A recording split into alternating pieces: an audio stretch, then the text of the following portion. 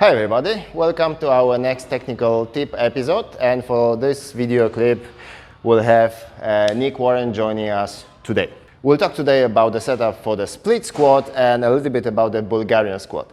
Now, what do we consider when we want to get the most benefits from the Bulgarian squat and the split squat? Is first of all, which muscle group we want to dominate. And the second important thing is whether we have any preconditions like a knee pain or ankle joint limitation and such.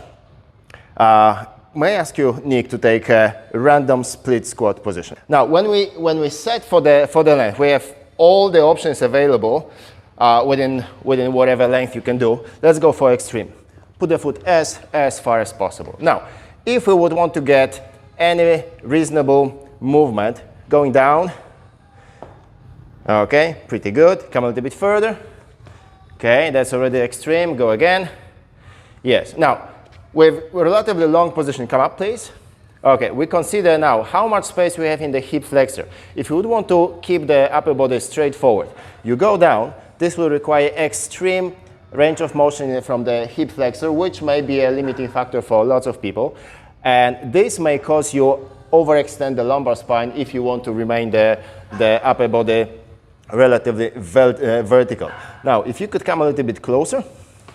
Okay, now go up. Okay, go a couple of times up and down. In this case, we don't have any more restriction from the hip flexor.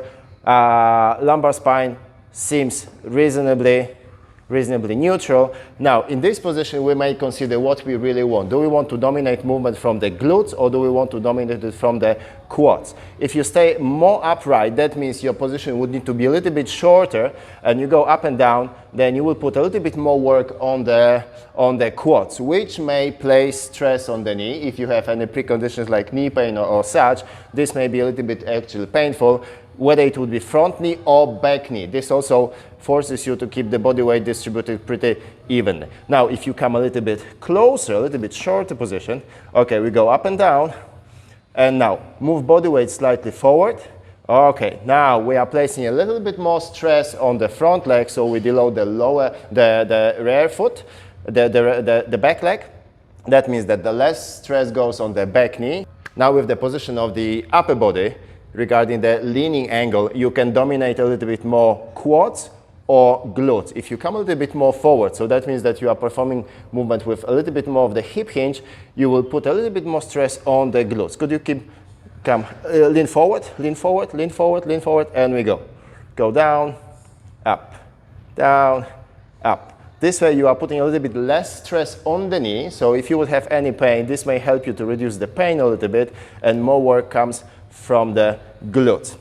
Okay, now if you would come even closer, which in some situations may be desired, you will notice that as you go down, this will require a little bit more ankle mobility from the front foot. So if you have any restriction there, this may lead to the front heel lift. Can you imitate? Yes, and that's not necessarily what we want. So you want to have foot nicely planted on the ground, and then with this range, we adjust the position to what you want. Okay, now the similar situation comes when we want to set ourselves for the Bulgarian squat. That means that the back foot is elevated on some bench or a bar or something like this.